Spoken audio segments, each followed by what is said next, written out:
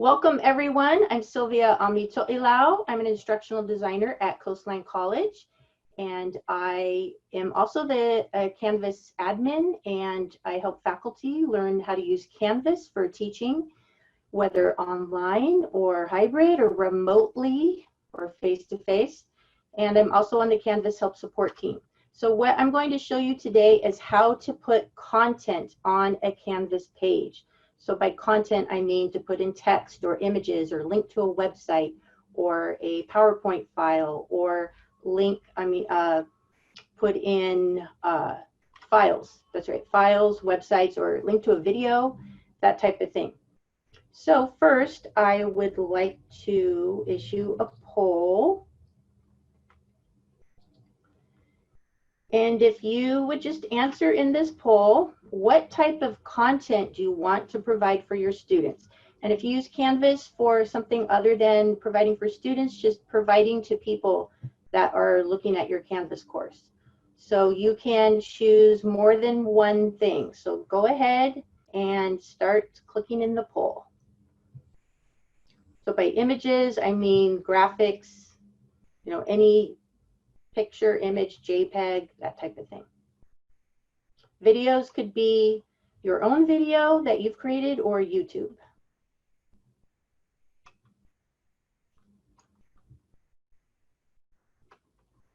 Okay, I will end the polling. So a lot of people want to use images and videos. That's fantastic. So much better to add that type of content rather than just text. This really helps in the different learning styles that students have. And it's visually more appealing and it helps them process information in different ways. So mostly the images, but also some files. Okay, great, thank you. So Ty, if you'll keep an eye on the chat, let me know if there's any questions. I'm gonna go ahead and share my screen and demonstrate some things.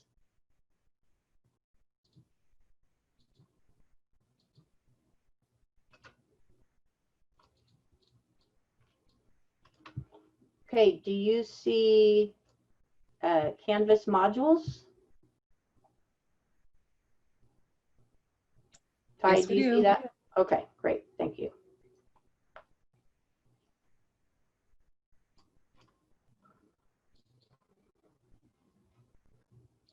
All right, hold on, okay. All right, so I'm in a module, and let's say I want to add a page. So over on the right-hand side, so I want to add it to Module 1, Introduction to Zoology. So over on the right for that module, I click the plus sign, and I want to add a page. And in this case, it's a new page. It's not a page. I don't want to link to a page I already have. I'm creating a brand new page. And I will call this, put the page name down here, Pandas in the Wild. I'm teaching zoology like Professor Panda. Now, when you add something to a module, it automatically gets put at the bottom. So you'll need to scroll down to find that. And then and it's also unpublished. From that point, you can move it to where you want it to go. So I'll just move this up a little. I'll put it right there. So that's my page. Now I'm going to click on the name of the page so I can start editing it. And I'll click on edit. And then you would start typing in some text here. I'm just going to copy and paste some text that I already have. And you could make format for headings. This is for accessibility purposes. Okay, so you've got some text in here. But a lot of you said that you also wanted to add images. So let's say I want to add an image. I'll add it here at the top. So I just make a space for the image to go. Then over on the right-hand side, and this needs to be an image that you have stored on your computer. So it should already be on your computer and you have permission to use it or you own it. So on the right, there's 3 tabs, links, files, and images. I'll click on images. Now it's not an image I already have in my course files. It's a brand new image. So I call this inserting an image on the fly.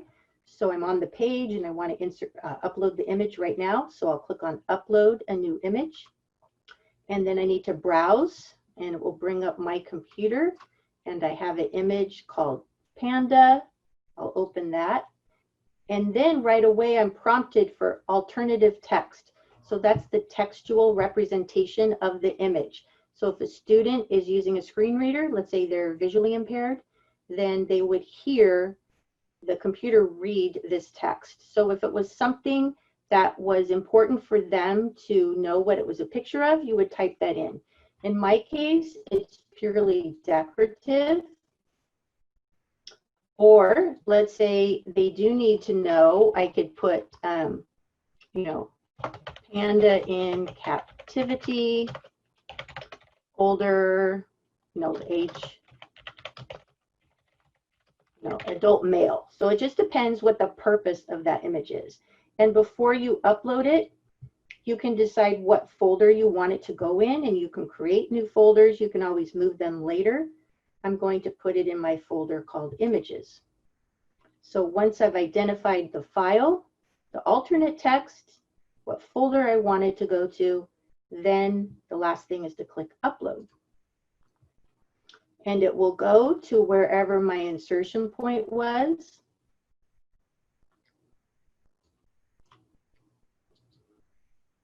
I don't see it there. Oh, here, it took a while. Yes, so be patient. It depends how big it is.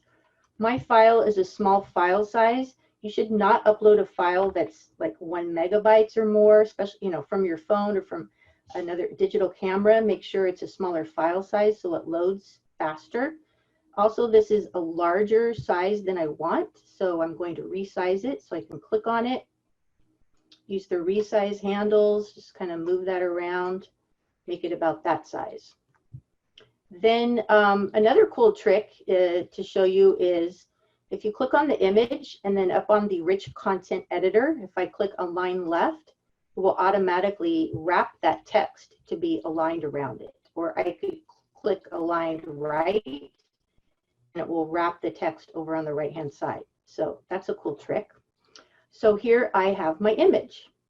Any questions about how to insert an image? I was showing you how to insert an image from my computer. You could also insert an image from using the embed image. Here, if you could go to Flickr, but Canvas will be phasing out Flickr. Soon they will be using Unsplash. So maybe you want to avoid using Flickr. If you have an image in your personal profile images, you may have that. I keep a personal folder where I keep images there as well. So you could upload from that pretty much the same way. So there's my image. So any questions on that? Okay, then let's say I want to link to a video. So here is my text already. I have video, giant pandas. I want to insert a link to that video, and the video's on YouTube. So on the rich content, first I select the text that's going to be the link for the video.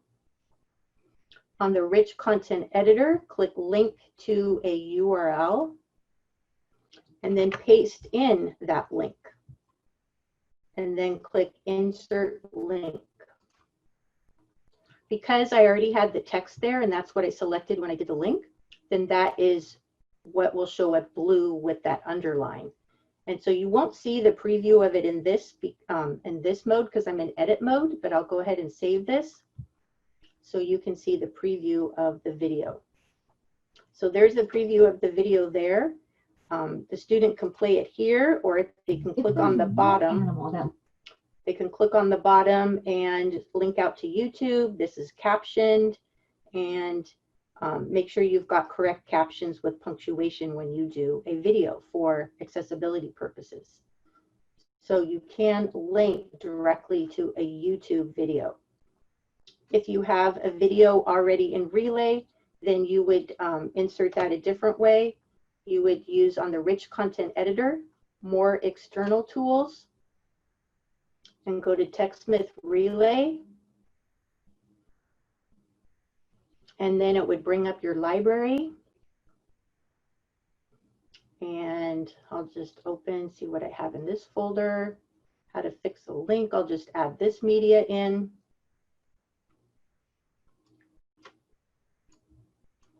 And it puts it in from there. It's keeps it larger. You notice how the YouTube one is going to be smaller. And if you don't want that video here, you can just do backspace and then delete that. So that is how to link to a video. Any questions about linking to a video? Hey, Sylvia? Yeah. Just curious, what's the difference between just adding the link like you did it or using the YouTube that's already on the editor? You mean this one? This YouTube here? Correct. It lets you search. Yeah, this one you would search. And I prefer just to go to the YouTube site and search myself there. Okay. You're limited in a smaller one, and I, can't really play it first. So, yeah, that's a good. You could do it that way if you just want to randomly find one. If you haven't found one yet, you could do that, and then you could embed. But I want to play it to make sure there's captioning and things like that. Oh, good question. But let's say I do want to add this in. I could click embed and it'll put it there.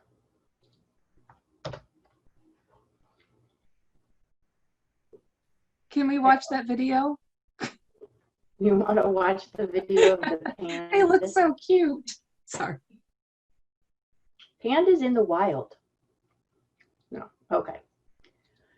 So I showed you how to insert an image, how to do a video, and now I'm going to show you how to link to a website. So the first thing that you should do is have the URL to the website, and then then you should have the text, and then you need to decide what text is going to be the link, the blue part with the underline. So in this case, it's going to be the website Pandas International. So I select that text. Then on the Rich Content Editor, click on Link to URL, and then paste in the URL to that website, and then click Insert Link. Similar to the video, it's the blue with the underline. Let's make sure that it's linking to the right place. And it's always good to test it, so you can click on that and verify that it links to the correct website. So I've shown you how to put in an image, how to link to a video, and how to link to a website. Any questions so far? Because next I'm going to show you how to link to a file, but any questions on the image, the video, or the website? If you don't have access to a microphone and you have a question, feel free to post it in chat and I will let Sylvia know.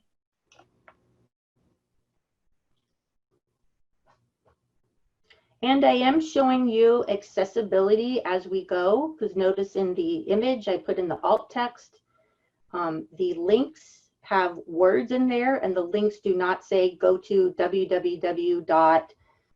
Such and such. So this needs, I'm also showing you accessibility compliance guidelines as well. Okay, so let's say I also want to add a link to a file. Well, this page is pretty full already. And so you've got to keep in mind, many students are viewing courses on a mobile device, and you want to avoid the need for them to scroll down a lot. So I want to have a file, but I'm going to put it on a separate page. So I'll go back to modules, and I'll add, just like I did before, I'll add a new page. And even though I'm adding a file, do not use this option, file. It's better to use a page. That way you can provide instructions for the student. You wouldn't just in class tell the student, okay, here's the file. You would tell them what it is, what they're supposed to do when they watch it. So you should always add a page. I'll do a new page. I'll give it a title. And remember I said they always go to the bottom of the module. I'll just move that up a bit. and then I'll go to that page. Now I want to link to a file, but you should always give instructions to the student or to the user. What do you want them to do with the file? When should they click on it? So here I have some text. I've told them it's a PowerPoint file. It's good practice to tell the user what it is. They'll want to know, is this a PDF? Is this Word? Is it going to a website? It's good to tell them the type. So here the link will be the text, Chapter 1 presentation, Pandas in Captivity. So similar to how I insert an image, I select the text. Then over on the right, remember I was on the image tab before. Here I'll go to the Files tab. It's not a file I already have, so I'll click on Upload a new file. Then I'll click on Browse, and I will do the Chapter 1 PowerPoint. And I'll determine what folder I want it to go to. I have a folder called Course Files. Your list of folders will be different, so it depends what you've created. So I've got the file name, where it's going to go, and now I'll click Upload. So it's taking a copy of that file from my computer, putting it on the Canvas server, and then inserting a link into that file. And then when I click to the right, it's blue with the underline. I can't click on it because I'm still in edit mode. So I'll go ahead and save. And here I could click on it. Now what happens when you click on a link to a file? It all depends on your browser settings. I have set my browser settings to always ask me where to save it or what to do with it. So I always get prompted to open or to save. And then if I saved, it prompts me where I want to save.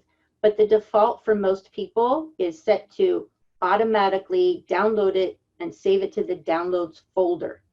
And so it just depends on your browser settings. So everyone will have different settings. So I can go ahead and open it. It will open up PowerPoint if I have that on my computer, and then there's the file.